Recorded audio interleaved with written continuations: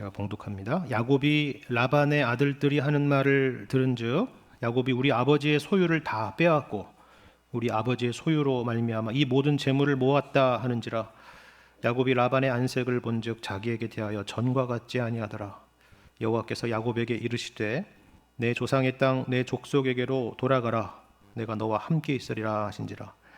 야곱이 사람을 보내어 라헬과 레아를 자기 양떼가 있는 들로 불러다가 그들에게 이르되 내가 그대들의 아버지의 안색을 본즉 내게 대하여 전과 같지 아니하도다.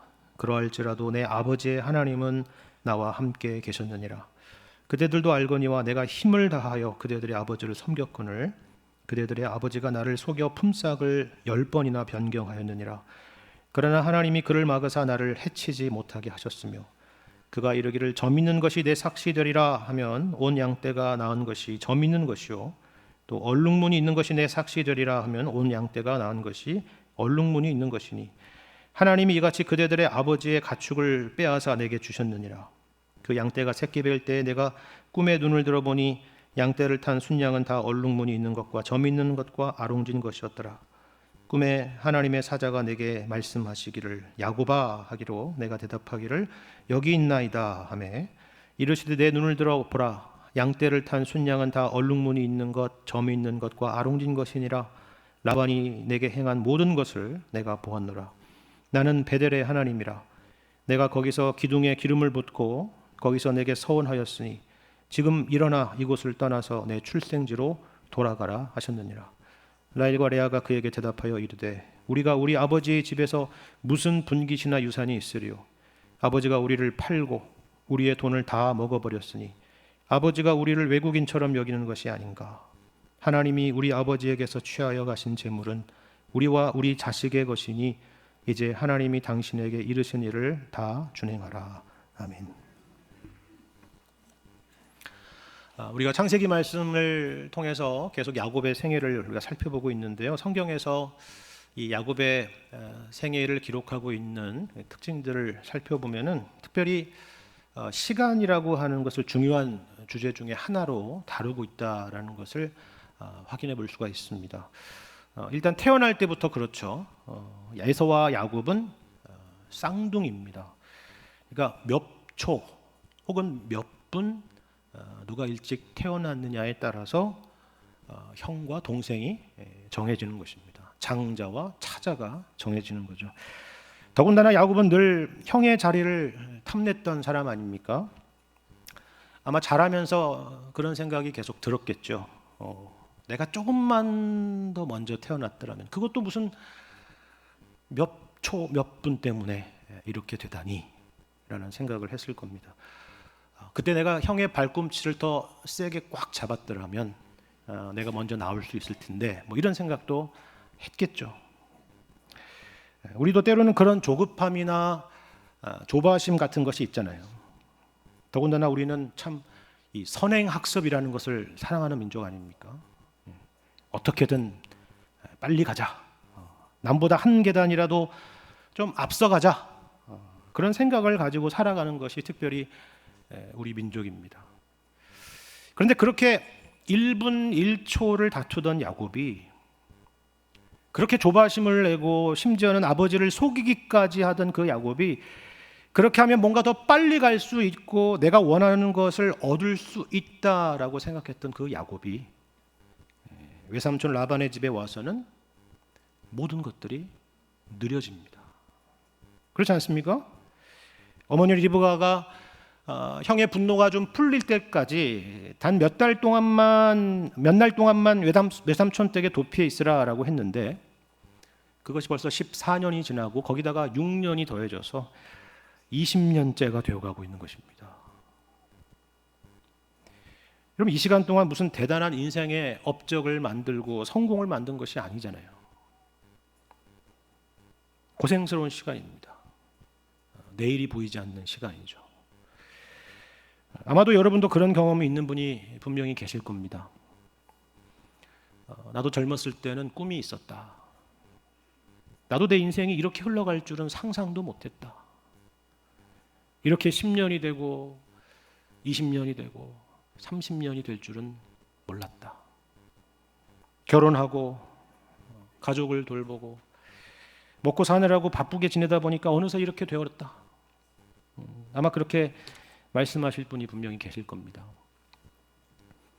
근데 오늘 말씀은 우리에게 뭘 말씀하는지 아십니까? 그 14년이라고 하는 시간이, 거기에 더해서 6년이라고 하는 그 시간이, 그 모든 시간들이 결코 헛된 시간이 아니었다라는 것입니다. 시간은 그저 흘러가는 것이 아니라는 것이죠. 여러분, 오늘 본문 말씀에서 참 흥미로운 것은 하나님의 등장입니다. 여러분 보십시오. 갑작스러운 등장이에요. 3절에 보시면 이렇게 말씀하죠. 여호와께서 야곱에게 이르시되 내 조상의 땅 내 족속에게로 돌아가라. 내가 너와 함께 있으리라 말씀합니다. 13절도 보세요. 나는 베델의 하나님이라. 내가 거기서 기둥에 기름을 붓고 거기서 내게 서원하였으니 지금 일어나 이곳을 떠나서 내 출생지로 돌아가라. 이렇게 말씀하죠. 여러분, 이게 무슨 말인지 아시겠습니까? 우리 생각에는 나는 참 꿈에서라도 주님을 봤으면 좋겠다, 그런 생각이 드는데, 야곱에게는 이렇게 직접적으로 말씀을 하시니까 우리는 참 야곱이 부럽다, 이런 생각을 가질지 모르겠지만 그게 중요한 게 아닙니다. 그게 핵심이 아니에요. 그럼 생각해 보십시오. 지금 이 야곱에게 나타나셔서 이 말씀을 하고 계시는 그 시점이 어딘지를 한번 보십시오. 말씀과 같이 베델에서 야곱에게 나타난 지 무려 20년이 지나서 이렇게 말씀하시는 것입니다. 다시 말해서 무려 20년 동안 이와 같은 일이 없었다는 거예요. 야곱이 아니라 우리가 얼마나 복받은 사람들인지를 여러분 생각하셔야 됩니다. 야곱의 시대는 우리처럼 성경이 없었어요. 주일마다 드려지는 이런 예배도 없었죠. 우리가 보통 은혜의 수단이라고 부르는 것이 있죠. 하나님께서 복음의 은혜를 성도들에게 베푸시기 위해서 정하신 여러 가지 방편들을 말합니다. 개혁교회에서는, 저희 같은 개혁교회에서는 은혜의 수단이라고 하는 것은 말씀과 성례와 기도라고 말하죠. 우리는 그 은혜를 얼마든지 누릴 수 있지 않습니까? 지금처럼요. 반면에 야곱은 무려 20년 동안 이 모든 은혜와 떨어져 있었던 거예요. 물론 때때로 베델에서 있었던 일들을 상기하고 또 주셨던 말씀을 생각했겠죠. 그리고 또 때때로 기도했을 것입니다. 하지만 우리가 이처럼 누리는 은혜에 비하자면 너무나도 빈약하지 않습니까? 겉으로만 보고 우리가 이 사건을 부러워할 필요는 전혀 없다라는 것이죠. 그런데 그게 핵심이 아니라 핵심은 이거예요. 여러분, 이 말씀을 여러분 잘 생각해 보십시오. 어떻게 보면 이 20년이라고 하는 시간은 야곱에게 있어서 참 여러모로 헛되이 흘러간 시간처럼 보이는데, 하나님께서 무관심하시고 외면하신 것처럼 보이는 그런 시간인데 전혀 그렇지 않다는 것입니다. 이렇게 표현해도 될지는 모르겠지만 오늘 본문에 등장하시는 하나님은 어떻게 보면 너무나도 태연해 보이지 않습니까? 20년이라고 하는 엄청난 시간이 지났어요. 그러면 우리 생각에는 거기에 대한 무슨 배경 설명이나 부연 설명이 있어야 된다라고 생각하지 않습니까? 내가 너에게 이 20년이 지나서야 나타나게 된 이유는 여차여차하다. 뭐 이런 설명이 좀 있으면 얼마나 좋겠어요. 그죠? 근데 여러분 보시는 것처럼 이 야곱에게 하시는 말씀을 보면요, 마치 어제 베델 사건이 있었던 것처럼 말씀하시는 거예요. 너무나도 태연하게. 그렇잖아요. 마치 그 20년 동안 내내 야곱과 같이 있었던 것처럼 말씀하시는 것과 같죠. 만일 여러분이 이 말씀을 읽고 그렇게 느끼셨다 그러면은 성경을 제대로 보고 계신 것입니다. 그리고 바로 거기에 핵심이 있습니다. 여러분, 이게 무슨 의미인지 아시겠습니까? 하나님은 우리의 눈에 보이시지 않지만, 그의 음성은 우리 귀에 들리지는 않지만 하나님은 언제나 우리와 함께하고 계신다라는 사실입니다. 눈에 안 보인다고, 그 음성이 들리지 않는다고 안 계시는 것이 아니라는 거예요. 어디 가신 것도 아닙니다. 제가 한 가지 말씀을 근거로 장담을 하겠습니다. 그게 뭐냐면 여러분도 나중에 천국에 이르게 된다면 야곱과 같은 경험을 하게 되리라 하는 것입니다. 예수님께서 여러분 한 분 한 분을 낯설게 보지 않으시리라는 거예요. 무슨 동사무소 직원이나 경찰서에서 조사받는 것처럼 예수님이 여러분을 대하지 않으실 거라는 겁니다. 이름이 뭐지? 생년월일은? 고향은 어디야? 세상에 있을 때 뭐하고 지냈어? 그렇게 묻지 않으실 거라는 거예요. 마치 우리 인생의 일평생 동안 늘 함께 하셨던 것처럼 여러분 한 사람 한 사람을 아실 거라는 것입니다. 심지어는 내가 모르고 있었던 것조차도 예수님이 기억하시면서 너 그때 그랬잖아 라고 말씀하실 겁니다.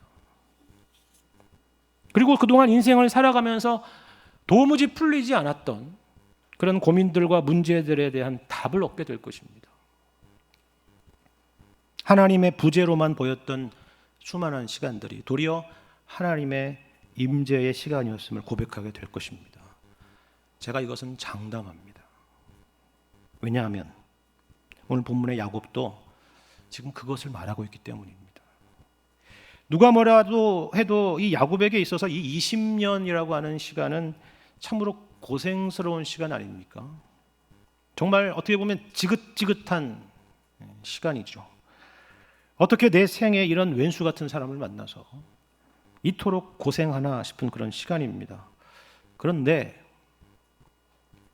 이 야곱이 하나님을 만나고 나서는 이 모든 시간들이 어떻게 해석되는지 아십니까?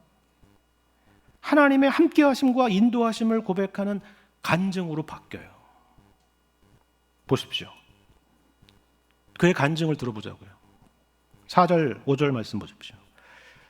야곱이 사람을 보내어 라헬과 레아를 자기 양떼가 있는 들로 불러다가 그들에게 이르되 내가 그대들의 아버지의 안색을 본즉 내게 대하여 전과 같지 아니하도다. 그러할지라도 내 아버지의 하나님은 나와 함께 계셨느니라. 그죠? 보이십니까? 지금 이건 라헬과 레아에게 설명하는 가족들에게 하는 간증이에요. 얼마나 힘든 시간입니까? 어떻게 보면은 야곱 자신과 가족들의 생존을 쥐락펴락할 수 있는 외삼촌 라반의 그늘 아래에 있습니다. 우리가 보통 눈칫밥을 먹는다 이런 표현을 쓰잖아요. 특히나 어렸을 때에 집안이 너무나도 가난해가지고 친척 집에서 사신 경험이 있는 분들은 이게 어떤 건지 잘 아실 겁니다. 폭삭 소가수다를 보신 분들은 아실 거예요. 그죠? 항상 눈치를 봐야 되잖아요. 그죠? 표정의 변화를 살핍니다. 그래서 표정이 좋으면 그날은 발 뻗고 잠을 잘 수가 있고 그렇지 않으면 늘 불안한 거죠. 야곱은 늘 그렇게 살았을 겁니다. 근데 이 시간을 지금 어떻게 고백한다고요? 5절 하반절에 보는 것처럼 그러할지라도 내 아버지의 하나님은 나와 함께 하셨느니라 는 거죠. 이어지는 내용도 마찬가지예요. 6절과 7절 보십시오. 그대들도 알거니와 내가 힘을 다하여 그대들의 아버지를 섬겼거늘 그대들의 아버지가 나를 속여 품삯을 10번이나 변경하였느니라. 그러나 하나님이 그를 막으사 나를 해치지 못하게 하셨으며 입니다. 그렇죠? 야곱이 이를 태만하게 한 것도 아닙니다. 야곱이 고백한 것처럼 정말 힘을 다해서 섬겼죠. 그런데 돌아오는 것은 무슨 수고한다, 고생한다, 애쓴다 라는 그런 격려는커녕 오히려 속임수와 거짓들이었습니다. 누구라도 실망하고 좌절할 만한 그런 상황들이 연속되지 않았습니까? 근데 역시나 이 시간들 어떻게 고백하고 있어요? 하나님이 그를 막으사 해치지 못하게 하셨느니라 하는 것입니다. 하나님의 관점으로 그동안의 시간들을 새롭게 보는 것입니다. 여러분 이어서 8절 9절에 등장하는 성공과 번영은 뭐 두말할 것도 없을 겁니다.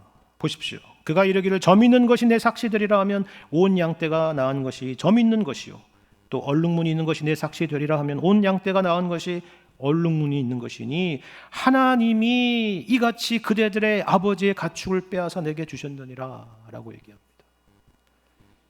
자기가 머리가 좋아서 이 가축을 치는 데 있어서 무슨 노하우가 있어서 이런 일들을 했다고 말하는 것이 아니라 하나님이 그렇게 하셨다라고 고백하는 겁니다. 그의 인생 가운데 모든 요소의 설명마다 내 인생은 하나님 없이는 설명되지가 않아. 지금 그렇게 말하고 있는 거예요. 모두 다 하나님의 함께하심과 역사하심에 대한 고백이죠. 이것이 바로 하나님께서 지금 저와 여러분의 인생 가운데 행하시고 있는 일이다. 그런 것입니다. 물론 우리는 우리 가운데 펼쳐지고 있는 인생의 모든 일들 가운데서 그것이 모두 다 이처럼 납득이 되어서 하나님이 하셨습니다라고 말하지는 못할 수 있어요. 그래서 지금은 실제로가 아니라 믿음으로 고백하는 것일 수 있습니다. 하나님은 언제나 선하시다. 하나님은 언제나 우리와 함께 하시고 우리에게 좋은 것을 주시는 아버지시다. 현실은 그렇게 보이지는 않을 수 있지만 우리는 그렇게 믿음으로 고백하고 찬양할 수 있습니다. 하지만 그날이 오면, 우리가 주님을 배웁게 되는 그날이 오면은 오늘 본문의 야곱과 같이 이제 더 이상 믿음의 고백으로서가 아니라 현실의 고백이 되는 날이 오게 될 것입니다. 우리는 그것을 믿고 오늘도 이 예배 시간에 하나님을 찬양하고 예배하는 것입니다. 이처럼 그리스도 안에 있는 우리에게는요, 무의미한 시간이라는 것은 결단코 없습니다. 우리 인생에 빨리 가는 것도 없고요, 우리 인생에 늦게 가고 천천히 가는 것도 없습니다. 오직 하나님께서 우리의 영적인 유익을 위해서 허락하신 하루하루의 시간들과 환경이 있을 뿐입니다. 이것을 기억하시고 감사하실 수 있기를 바랍니다. 그런데 오늘 말씀 가운데서, 그 가운데서 우리에게 특별히 떠남이라는 것에 대해서, 그리고 부르심에 대해서 우리에게 말씀해 주고 있습니다. 여러분 3절에서 보는 것처럼 하나님께서 야곱에게 내 조상의 땅, 내 족속에게로 돌아가라, 이렇게 직접적으로 말씀을 하시죠. 이제는 진짜로 떠날 때가 된 것입니다. 그런데 우리는 이런 말씀을 접할 때마다, 무슨 떠나라 이런 말씀을 접할 때마다 때때로는 감상적으로 대할 때가 있어요.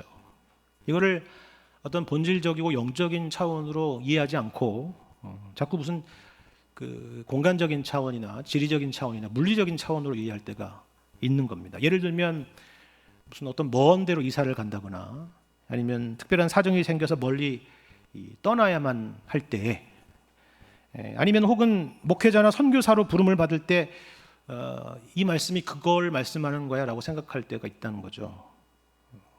그런데 정말 그런 의미일까요? 오늘 본문의 말씀이 우리에게 정말 그런 부르심과 떠남을 말씀하는 것입니까? 그렇지 않습니다. 그럼 재미있는 얘기를 하나 해볼까요? 사실 창세기에서 이런 하나님의 부르심이라고 하면 가장 먼저 떠오르는 인물이 있죠. 그게 누굽니까? 그렇죠, 아브라함입니다. 근데 흥미로운 것은요, 이 아브라함도 그리고 야곱도 똑같이 동일한 곳에서 하나님의 부르심을 받았다라는 사실입니다. 창세기 12장 1절을 보면요, 우리가 잘 아는 유명한 말씀이 있습니다. 너의 고향과 친척과 아버지의 집을 떠나 내가 내게 보여줄 땅으로 가라 라는 말씀이죠. 근데 이 말씀을 받은 곳이 다름이 아니라 지금 야곱이 머물고 있는 이곳 밧단 아람 지역입니다.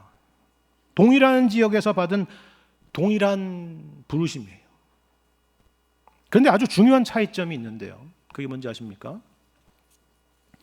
아브라함에게는 방금 말씀드린 것처럼 너의 고향과 친척과 아버지의 집을 떠나라 라는 거였어요. 그죠? 근데 오늘 본문 3절 보십시오. 뭐라고 되어 있습니까? 너의 조상의 땅, 내 족속을 떠나라? 가 아니고 내 족속에게로 돌아가라 라고 말씀을 하고 있어요. 그러니까 아브라함에게는 너의 조상을 떠나라고 하시는데 야곱에게는 조상의 땅으로 돌아가라는 겁니다. 여러분 이게 무슨 말인지 아시겠습니까? 여러분 땅을 떠나는 것, 조상을 떠나는 것, 어떤 공간적이고 물리적인 현실을 떠나는 것이 이 떠남의 핵심이 아니라는 거예요. 핵심은 이 말씀을 하시는 하나님의 명령대로 하는 것입니다. 우리를 부르신 하나님을 우리 하나님으로 모시고 섬기는 것을 말하죠. 우리가 사랑하던 것, 우리 인생의 최우선으로 두던 것, 우리의 근간을 삼고 있었던 것들, 이거 아니면 나는 죽어 라고 말하는 그와 같은 것들을 뒤로 하고 하나님을 향하는 것입니다. 이것이 핵심입니다. 이것이 떠남이라고 하는 것과 부르심이라는 것의 핵심이에요. 여러분, 이 명령을 듣고 난 이후에 창세기에서 아브라함의 여정을 어떻게 기록하고 있는지를 한번 잘 살펴보세요. 우리가 사실 읽으면서 쉽게 지나치기 쉬운 특별한 행동들이 그 가운데는 있는데요. 그게 뭐냐 하면 아브라함이 가는 여정마다 그리고 중요한 국면마다 아브라함은 제단을 쌓고 여호와의 이름을 부르며 하나님께 예배를 드렸다라는 기록입니다. 이게 사실 더 중요한 떠남의 의미고 부르심의 의미라는 것을 보여주는 것입니다. 여러분, 여호와께 제단을 쌓고 예배를 드렸다라는 것이 뭘 의미하겠어요? 이제부터는 내 인생의 주인은 내가 아니라 오직 하나님 한 분뿐이시다 라는 고백인 것이죠. 하나님 중심의 삶을 살겠노라라는 다짐이요, 고백이요, 예배인 것이죠. 마찬가지 아닙니까?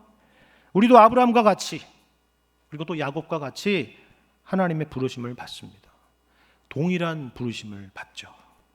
그래서 우리 또한 우리 인생의 어떤 중요한 국면마다 제단을 쌓고 예배를 드리는 것입니다. 기쁠 때나 슬플 때나 형통할 때나 실패할 때나 언제나 우리는 범사에 감사하고 하나님의 인도하심을 고백하며 찬양하는 것입니다. 이게 우리에게 늘 있어야 될 떠남이며 부르심이라는 것입니다. 여러분, 13절을 다시 보십시오. 야곱에게 이렇게 말씀하죠. 나는 베델의 하나님이라. 내가 거기서 기둥에 기름을 붓고 거기서 내게 서원하였으니 지금 일어나 이곳을 떠나서 내 출생지로 돌아가라 하셨느니라 라는 말씀입니다. 무슨 말씀입니까? 왜 하나님은 자신을 특별히 베델의 하나님이라고 말씀하셨을까요? 이 떠나는 마당에 왜 이 말씀을 주셨을까요? 그런데 특별히 여기서 보시면 야곱이 하나님께 서원했던 것을 상기시켜주고 있죠. 여러분, 이 서원이라고 하는 것은 하나님과의 어떤 약속 아닙니까? 그러니까 이 말씀은 마치 야곱이 과거에 하나님께 약속했던 것을 지키라고 하는 것처럼 보일 수 있습니다. 마치 너 그때 그 말 했잖아, 기억해, 빚진 것을 갚아, 그렇게 말하는 것처럼 보일 수 있다는 거죠. 그런데 그게 과연 이 말씀이 그런 의미일까요? 전혀 그렇지 않습니다. 물론 베델에서 야곱의 서원이 있었던 것은 분명합니다. 여러분, 창세기 28장을 보시면 야곱이 이런 서원을 하게 되죠. 창세기 28장 20절부터 22절 말씀 제가 읽겠습니다. 야곱이 서원하여 이르되 하나님이 나와 함께 계셔서 내가 가는 이 길에서 나를 지키시고 먹을 떡과 입을 옷을 주시어 내가 평안히 아버지 집으로 돌아가게 하시오면 여호와께서 나의 하나님이 되실 것이요 내가 기둥으로 세운 이 돌이 하나님의 집이 될 것이요 하나님께서 내게 주신 모든 것에서 10분의 1을 내가 반드시 하나님께 드리겠나이다 하였더라. 여러분, 이게 바로 야곱의 서원이었습니다. 근데 무슨 대단한 조건부 약속인 것 같죠? 그렇죠? 하나님이 이렇게 해주신다면 내가 이렇게 하겠다라는 그런 약속이기 때문에 그렇습니다. 근데 여러분, 생각해 보십시오. 야곱이 지금 누구에게 이 서원을 하는 것입니까? 이 서원의 관계가 어떻게 되나요? 아무것도 없고 내일도 알 수 없는 그 처량하고 빈털터리인 야곱이 온 우주 만물을 창조하시고 역사를 주관하시며 사람의 생사화복을 주관하시는 하나님과 하는 약속인 것입니다. 다시 말해서 이것은 아예 처음부터 본질적으로 성립될 수 없는 그런 관계이며 약속이라는 사실입니다. 여러분, 하나님에게 아쉬울 게 뭐가 있겠어요? 하나님이 무슨 라반입니까? 여러분, 이런 야곱에게 하나님께서 기대하고 바랄 것이 과연 뭐가 있겠냐는 것입니다. 그러니까 야곱에게 이러한 서원이 있다라고 하는 것은 무슨 조건부 약속이라고 보기보다는 오히려 아무것도 없고 내일을 기대할 수조차도 없는 나에게 정말 만일에 이와 같은 일들이 펼쳐지게 된다면 이것은 전적으로 하나님의 역사이며 하나님의 일하심일 수밖에 없다라는 고백인 셈입니다. 다시 말해서 하나님의 하나님 되심과 그의 인생의 주인 되심에 대한 고백인 것이죠. 아마도 여러분도 예수님을 인격적으로 처음 만나게 되었을 때 복음이라고 하는 것이 진짜 복음으로 들리게 되었을 때 동일한 고백이 있으셨을 것입니다. 예수님께서 제자들을 부르실 때도 마찬가지 아닙니까? 그럼 제자들의 반응을 생각해 보십시오. 예수님이 갈릴리 어부들을 부르셨을 때 그들은 그물을 버려두고 예수님을 따랐다라고 기록하고 있습니다. 세리 마태 역시 주님이 부르실 때에 세관의 일을 버려두고 예수님을 따랐다라고 기록하고 있어요. 삭개오는 여러분 잘 아시니까 두말할 것도 없을 것입니다. 다 무슨 말입니까? 직업이 필요 없다는 말이 아닙니다. 모든 걸 버려두고 주님을 따르자 그런 의미도 아니에요. 저들의 마음 가운데 진짜 주인이신 하나님이 계신다라는 의미입니다. 천국이 그의 마음에 임한 것입니다. 그래서 다른 모든 것들은 필요 없다는 것이 아니라 상대화되는 것입니다. 예를 들어서 야곱이 서원한 이 11조라고 하는 것이 그것을 상징하는 것 아닙니까? 11조가 뭡니까? 내 것은 90%고 하나님은 10%입니다. 그런 의미예요? 아니잖아요. 이 11조라는 상징적인 행동을 통해서 내 인생의 모든 것의 주인이 하나님이신 것을 고백하는 것입니다. 그런데요, 이러한 처음의 신앙이 그러면 우리가 살아가면서 항상 한결같으냐라고 하면은 그렇지는 않습니다. 우리는 언제든 우리의 우선순위가 뒤바뀌기가 일쑤죠. 수단이었던 것이 어느새 목적이 되어버리고 수단이 어느새 하나님의 자리를 차지하고 있을 때가 참으로 많이 있습니다. 여러분 여기 13절에서 하나님께서 베델이라고 하는 것을 상기시키는 이유가 바로 그것입니다. 단지 너 약속을 지켜 라고 말하는 것이 아니라 누가 진짜 너의 인생의 주인인지를 한번 생각해 보라 하는 것이죠. 그때를 생각해 보라는 것입니다. 이것은 마치 계시록에서 에베소 교회에게 처음 사랑을 회복하라라고 하는 말씀과 같은 것입니다. 이것이 바로 부르심인 것입니다. 그런데 이 부르심은 우리의 삶 가운데 참 다양한 형태로 나타납니다. 본문에서 우리는 크게 세 가지 형태를 볼 수가 있는데요. 여러분의 인생 가운데서도 나를 이렇게 깨우치시고 흔드시는 이런 부르심이 없는지 오늘 말씀을 통해서 한번 생각해 보시기를 바랍니다. 하나는 어떤 거냐면 우리 마음 가운데 역사하는 것입니다. 우리가 지난주일에 보신 것처럼 창세기 30장 25절을 보면요, 야곱이 드디어 라반을 만나서 이렇게 당돌하게 말하지 않습니까? 라헬이 요셉을 낳았을 때에 야곱이 라반에게 이르되 나를 보내어 내 고향 나의 땅으로 가게 해달라 라고 말합니다. 똑같이 고향 땅으로 가는 것에 대한 이야기인 것처럼 보이는데, 근데 이 야곱의 이야기는, 이 야곱의 말은 아마도 신앙적인 그런 의미보다는 현재의 생활에 답이 없다라는 그런 의미가 더 클 것입니다. 쳇바퀴 같은 인생 가운데서 인생에 뭐가 쌓이는 것도 없어 보이고 하루하루 그저 그렇게 힘겹게 살아가는 것만 같은 그런 마음이 들었던 것입니다. 아마 여러분 가운데서도 그런 어려운 상황 가운데서 주님을 만난 분들이 분명히 계실 것입니다. 사실 성경에서 가난함이라고 하는 것은 꼭 물질적인 가난함만을 말하는 것은 아니지만 인생에 있어서 때로는 경제적인 어려움이나 아니면 현실의 고난과 같은 것들을 통해서 주님께 돌아오는 그런 경우가 많이 있죠. 그와 같은 것들이 우리의 마음을 움직이게 하는 것입니다.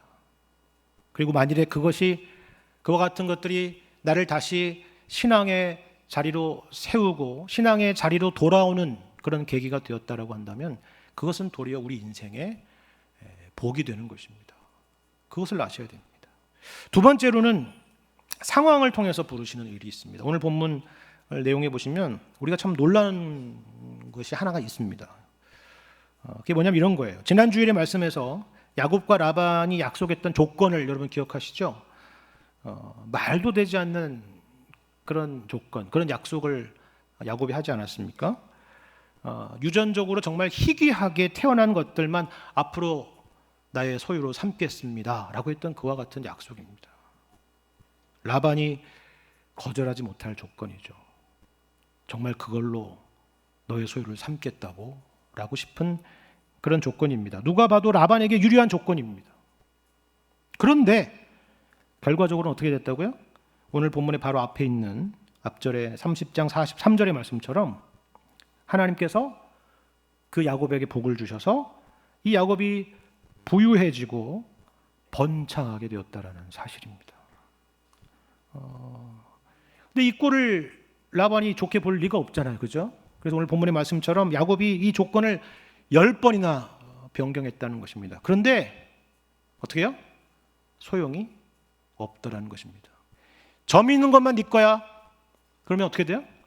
점 있는 것만 나오는 거예요. 얼룩진 것만 네 거야. 점 있는 건 이제 아니야. 그럼 또 얼룩진 것만 나오는 거예요. 여러분 빨간 양을 봤어요? 빨간 양? 이제 빨간 양이 네 거야. 아니, 빨간 양이 어디 있어요? 그럼 그다음 빨간 양이 나오는 거예요. 이제는 무지개 색깔 염소가 네 거야. 그럼 그다음 또 무지개 색깔 염소가 나오는 겁니다. 누가 말리겠어요? 그런 축복을 하나님께서 허락해 주신 것입니다. 그래서 야곱은 상상도 못할 거부가 갑자기 되어버린 것이죠.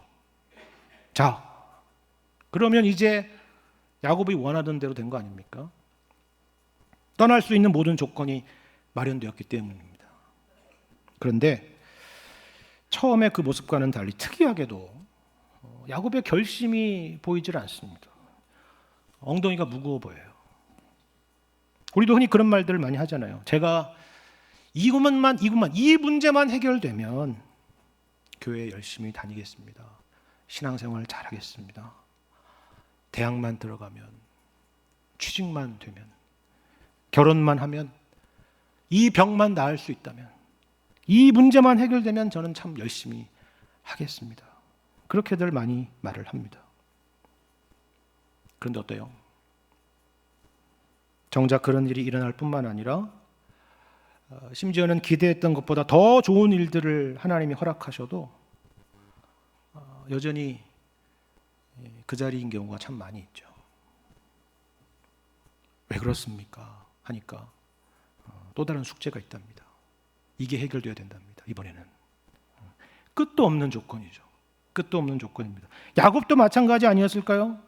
처음에는 100마리만 있으면 좋겠다 생각하던 것이 목표가 500마리가 되고 그 다음은 1000마리가 되었겠죠. 여러분 이 43절, 30장 43절에서 여러 내용 중에 우리 눈에 띄는 단어 하나가 보여요. 뭐냐면 낙타라는 것입니다. 낙타가 많았답니다. 근데요, 이 낙타는요, 특별히 당시에 필수품이 아니라 사치품으로 알려져 있습니다. 이거 오늘날로 하자면 유명한 그 고급 해외 뭐죠? 네, 승용차, 외제 승용차 같은 뭐 람보르기니 같은 뭐 그런 걸로 생각하시면 될 거예요. 이 낙타가 많아졌다는 건 그게 무슨 말이에요? 그러니까 야곱에게 이미 그 필요한 것들이 차고도 넘쳤다는 겁니다. 아시겠죠? 근데 웬일인지 떠나겠다는 처음의 다짐들이 온데간데 없어진 것입니다. 이때 하나님이 하신 일이 있습니다. 보세요. 1절과 2절입니다. 야곱이 라반의 아들들이 하는 말을 들은즉 야곱이 우리 아버지의 소유를 다 빼앗고 우리 아버지의 소유로 말미암아 이 모든 재물을 모았다 하는지라. 야곱이 라반의 안색을 본즉 자기에게 대하여 전과 같지 아니하더라. 그죠? 분위기가 달라졌습니다. 분위기가 아주 살벌해졌습니다. 물론 야곱이 잘못한 것은 없어요. 이건 말도 되지 않는 오해고 모함 아닙니까? 계약서를 다시 한번 보십시오. 계약에 위반된 사항이 있어요? 없잖아요. 하지만 그렇다 할지라도 야곱은 이 모든 상황 가운데서 일하시는 하나님을 보아야 했습니다. 내가 그동안 무엇을 의지하고 있었는가? 무엇에 나의 소망을 두고 나의 목표를 두고 살았는가? 생각해야죠. 각자의 신앙을 점검해 봐야 되는 것입니다. 야곱에게 있어서는 처음에는 사랑이었을 것입니다. 그게 가장 최우선이었겠죠. 라헬과의 결혼이었고, 그리고 또 가족들이었을 것입니다. 그리고 이제는 경제적인 넉넉함과 부유함으로 인해 힘을 얻는 것이겠죠. 하지만 하나님께서는 때때로 환경을 통해서 그와 같은 것들이 결단코 너의 인생의 든든한 반석이 될 수 없다라는 것을 가르쳐 주시는 것입니다. 마지막으로는요, 하나님의 직접적인 말씀입니다. 여러분 3절과 13절 말씀과 같죠? 야곱에게 직접 나타나셔서 직접적으로 돌아가라 말씀을 하십니다. 그리고 내가 너와 함께 있으리라고 약속을 하십니다. 이처럼 우리가 하나님의 말씀 앞에 우리 자신을 돌아보게 될 때에 우리가 깨닫게 되는 어떤 것들이 분명히 있을 것입니다. 물론 저는 여러분이 지금 어떤 상황에 있는지, 또 하나님께서 어떤 도전을 하고 계신지는 잘 모릅니다. 하지만 우리가 오늘 말씀을 통해서 분명히 확인하게 되는 것은 이것 아닙니까? 하나님은 우리를 사랑하시고 우리와 늘 함께 하시고 우리에게 복 주시기를 원하신다라는 사실입니다. 그리고 그 복은 이 세상에 있지 않고 오직 주님 안에만 있다는 사실이죠. 여러분 오늘 본문에서 하나님의 열심을 보십시오. 이 보잘것없는 야곱 한 사람을 위해서 하나님께서 모든 상황을 주관하고 계시지 않습니까?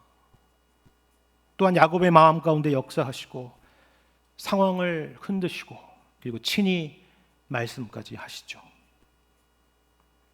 우리를 향한 하나님의 열심이 어찌 야곱의 것보다 작다고 할 수 있겠습니까? 하나님은 야곱보다 못한 우리를 위해서 아들을 보내주셨고 그 아들을 십자가에 내어주시기까지 우리를 사랑하셨으며 그 복음을 우리에게 믿게 하셔서 오늘 이 자리에 있게 하신 것입니다. 그리고 언제나 무지한 우리를 흔들고 일깨우셔서 우리로 하여금 복된 길, 생명의 길로 가게 하시는 것입니다. 야곱을 부르신 하나님이 곧 우리를 부르신 하나님의 동일한 부르심인 것을 기억하실 수 있기를 바랍니다. 여러분 각자의 삶 가운데 과연 하나님이 어디 계신지를 돌아보시고 모든 것 위에 그리고 모든 것 중심에 항상 우리의 주인 되시는 아버지 하나님을 모실 수 있는 여러분과 제가 되기를 주님의 이름으로 간절히 축원합니다.